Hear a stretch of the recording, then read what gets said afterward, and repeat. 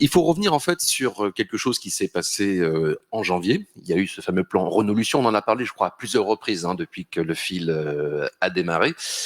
Il y a une nouvelle marque en fait qui a été lancée par Renault et c'est vrai que ça fait partie finalement j'allais pas dire d'une mode mais d'une tendance de fond parce qu'on voit bien que Volkswagen a lancé une marque qui s'appelle Moya, une marque dédiée à la mobilité.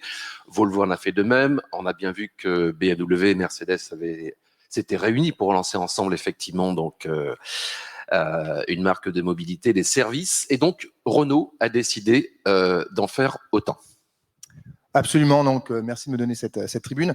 On a eu effectivement une grosse secousse au niveau du groupe Renault quand le nouveau patron, Luca de Meo, est arrivé et donc son annonce de la Renaulution avec une révolution a été accompagnée d'une nouvelle organisation qui a réorganisé les différents pôles de valeur par marque avec la proposition de valeur Renault qui était pilotée donc de façon maintenant qui est pilotée de façon autonome, avec celle de Dacia, Lada, donc la gamme Access et versatile, et puis on a aussi le pôle bien entendu sportif.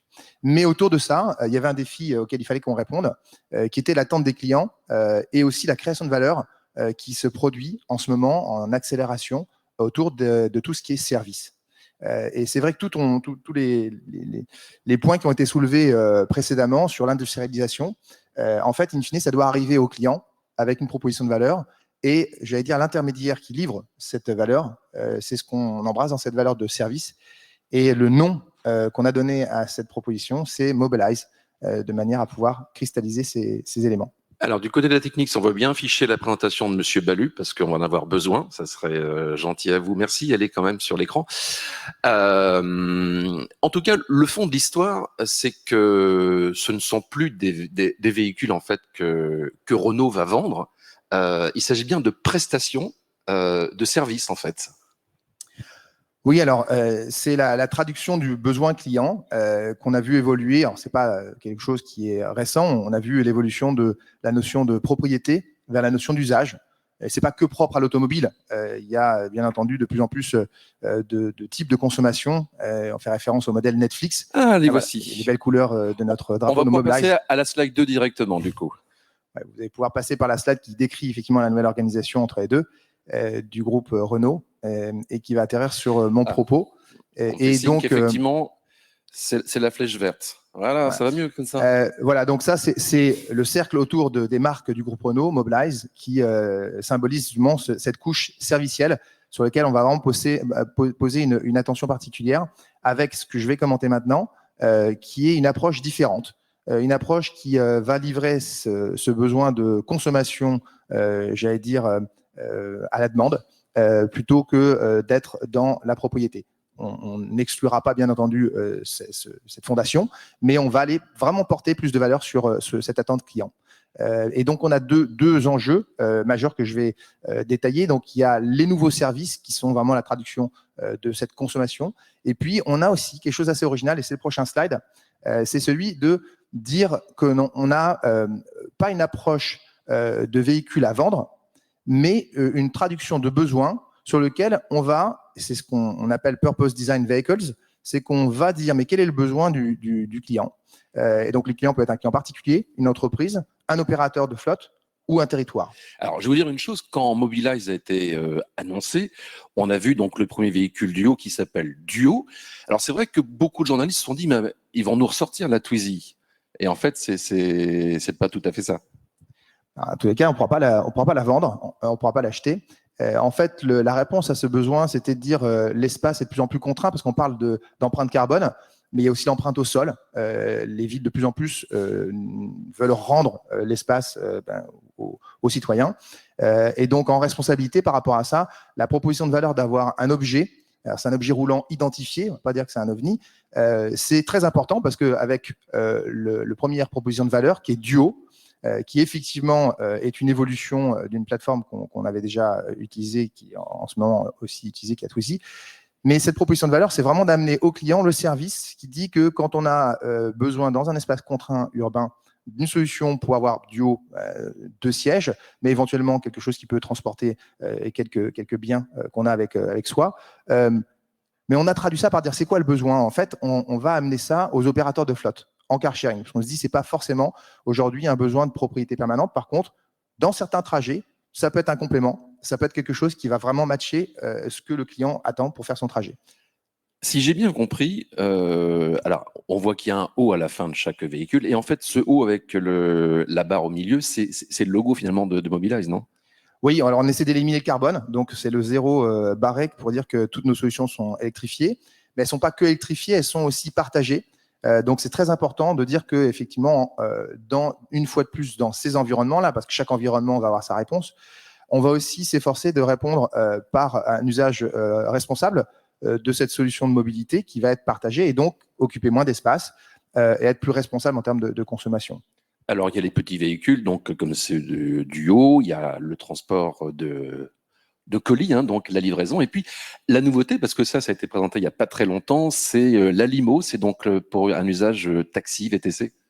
Oui, alors les deux véhicules intermédiaires sont effectivement pour adresser les besoins qui explosent en ce moment du service de livraison de dernier kilomètre.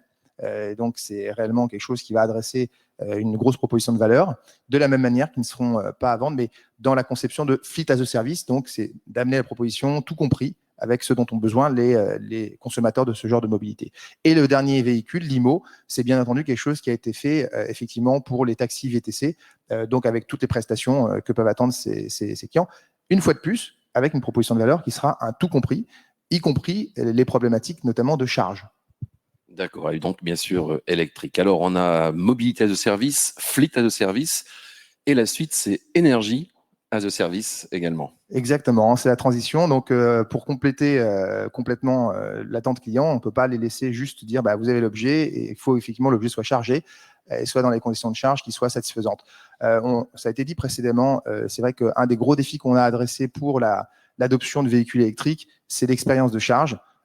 Et donc là-dedans, dans les propositions de valeur client, et j'allais dire aussi propositions de valeur pour le business automobile, il y a 3 pôles, entre guillemets, que je vais présenter maintenant, qui sont dans la business unit, ceux dont je m'occupe. Premièrement, c'est l'expérience de charge. Et c'est évident que pour que quelqu'un passe à l'électrique, il va se dire, mais est-ce que je vais pouvoir faire ce fameux trajet, cette distance pas le trajet nécessairement quotidien, qui n'est pas forcément un problème, mais celui qui, une fois de temps en temps, ça peut être 4 fois par an, ça peut être beaucoup plus, m'amène à faire plusieurs fois le besoin de charge du véhicule. Et donc, pour ça, aujourd'hui, c'est vrai que l'infrastructure est complexe, elle est parfois déficiente. Il faut qu'on accompagne nos clients avec un service qui lui amène la transparence sur ce qu'il peut trouver, et donc le routing, pouvoir faire son trajet en planifiant, de pouvoir avoir des propositions commerciales simples, qui puissent comprendre combien ça lui coûte, et des paiements simples aussi. Donc ça, c'est pour la partie itinérance. Il y a une autre partie qui est réellement totalement décoiffante, c'est que, et ça a été dit précédemment, le véhicule électrique n'est pas que, comme le thermique, une solution qui, j'allais dire, se remplit à la station. C'est de l'énergie électrique et c'est une batterie. Et donc, à 80-90%, ça va être consommateur d'énergie en situation à la maison ou au bureau. C'est fondamental à prendre en compte parce qu'effectivement, ça consomme, mais ça peut être piloté. Et là, c'est vraiment notre mission, c'est de dire qu'est-ce que le client est en droit d'attendre. Ben, c'est quelque chose qui soit simple aussi pour qu'il puisse avoir une facture électrique qui n'explose pas. Donc, on a de smart charging qui fait qu'on délègue le pilotage avec quelques critères et le client peut trouver exactement le moment où l'énergie est la moins chère. Et puis, en plus, il y a aussi le service qu'on rend au réseau. De l'autre côté, c'est un écosystème sur lequel on se branche. Et on va dire à la voiture, ben, tu te chargeras pas à ce moment-là, tous les pics qui font qu'on n'a pas besoin de faire une infrastructure énorme, on peut la contrôler, la maîtriser mieux. Et donc, on va piloter ces flottes de véhicules avec intelligence pour rendre des services au réseau et donc pouvoir générer même des revenus.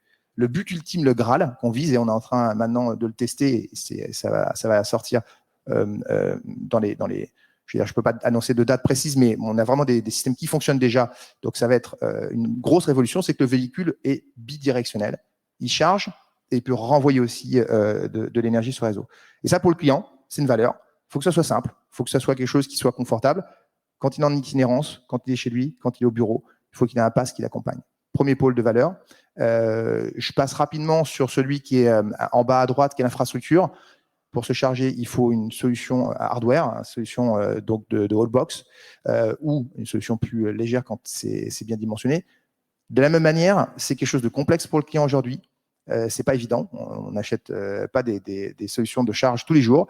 Donc, il faut amener du conseil, il faut amener des services d'installation, il faut amener de la maintenance. Si on ne fait pas le job, les clients ne vont pas aller à l'électrique parce que c'est quelque chose qu'ils vont trouver trop compliqué. Donc là aussi, gros pôle de valeur client et de business aussi pour nous. Il y a un énorme parc à équiper et donc c'est une zone de valeur sur laquelle on positionne.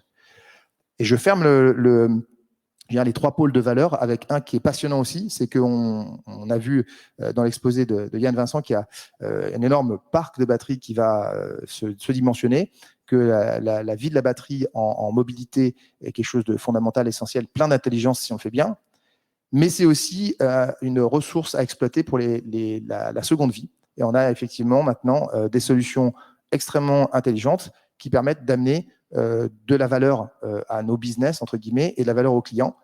Et je vais même localiser ça en disant qu'on a déjà commencé avec des batteries à Douai, qui sont dans des unités de stockage stationnaires, batteries automobiles, qui permettent de servir au réseau de buffers ou de solutions pour pouvoir, à des moments, amortir. Une espèce de stockage tampon, c'est ça ? Exactement. Donc, la batterie automobile ne sert pas que pour la mobilité, elle sert aussi dans ses usages de service réseau. Donc, c'est tous ces champs de valeur qui sont absolument indispensables.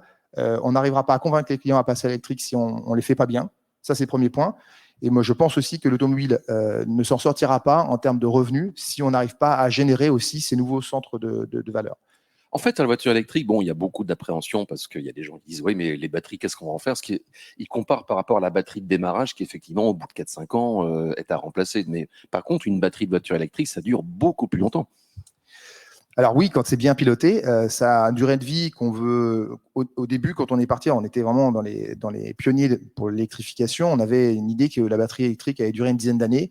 En fait, en usage relativement doux, ça va au-delà. On peut avoir des batteries qui vont, on va dire en moyenne pour l'instant, à 13 ans.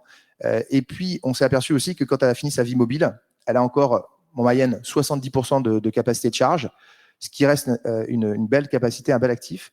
Et en fait, on a développé tout un tas de use cases, de cas d'usage, qui vont depuis des bateaux qui sont déjà sur la Seine, qui ont été convertis à l'électrique, avec des batteries Kangoo. On a les solutions, je l'ai dit à Douai, les gros containers dans lesquels on a nos stockages de batteries pour les stocks de remplacement de batteries en garantie et qui font de l'usage de services réseau. Mais on a tout un tas d'autres usages. L'aéroport de Roissy-Charles de Gaulle, les petits véhicules maintenant sont décarbonés parce qu'ils ont été convertis grâce à des batteries d'automobile en seconde vie. Moi, je reviens en arrière, si ça va bien fonctionner. Vous parlez de bateau, ça se finit par... On peut imaginer BAT, puis le O après de Mobilize. Qu'est-ce que vous en pensez? Ça peut être pas mal, non?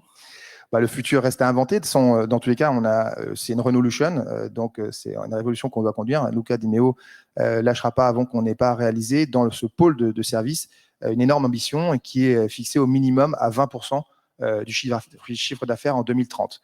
Donc c'est colossal et il y a effectivement des zones de valeur aujourd'hui qu'on explore et qui vont rester à inventer. Mobilize, on peut pas dire que c'est un laboratoire, c'est ce qui prépare en fait la transition du métier même de Renault quelque part. Un laboratoire avec déjà, vous voyez la voiture Ziti qui est là. C'est abouti, donc c'est pour ça que je dis c'est oui, pas un alors c'est un des boutiques, mais on a déjà, par exemple, sur Ziti, on a déjà 450 000 utilisateurs. On a déjà des business qui tournent. On a déjà lancé pas mal d'offres, mais effectivement, c'est un tremplin parce que plus qu'un laboratoire, c'est une énorme vague. Comparez ça à Nazaré au Portugal, qu'il faut qu'on surfe parce qu'il y a ce parc automobile qui va arriver. Et si on ne fait pas, une fois de plus, ces efforts de rendre les objets de mobilité plus intelligents, plus adaptés aux besoins, et cette couche servicielle, on n'arrivera pas effectivement à créer cette valeur au niveau du client et la capturer au niveau de nous. Il était temps que les constructeurs se lancent dans ce type de nouveau business avec ces offres-là, plutôt que d'attendre qu'un autre géant ou un autre acteur s'y colle. Alors, je crois que pour être tous les constructeurs ont fait des efforts pour essayer. Et ça fait une dizaine d'années que tous les constructeurs essayent, alors avec des marques, avec des cas d'usage. Le car sharing, c'est pas depuis hier. Mais je crois qu'il y a vraiment une accélération. D'abord, il y a la poussée, tout ce qui est réglementaire. Donc, il y a des endroits qui se ferment à l'automobile classique, thermique, mais aussi en termes de volume. Il y a des nouveaux usages. La livraison de dernier kilomètre, c'est quelque chose maintenant qui ne reviendra plus en arrière. C'est pas que par le Covid, c'est parce que les gens ont maintenant des habitudes d'usage de livraison à domicile. on voit des entreprises, si vous regardez le classement des valorisations des entreprises automobiles, on voit apparaître maintenant dans le top 20 des entreprises qui n'existaient pas il y a 5 ans, qui n'ont pas commencé à vendre des autos et qui font des solutions adaptées justement précisément à ce qu'on appelle par exemple le on-demand transit, qui sont les solutions de complémentarité de tout ce qui est réseau de services de transport public. Voilà. Et ce sera le mot de la fin. Merci à Alain Ballu. Merci. On marque une pause et on se retrouve juste après pour la prochaine table ronde sur la production verte et le recyclage. Merci.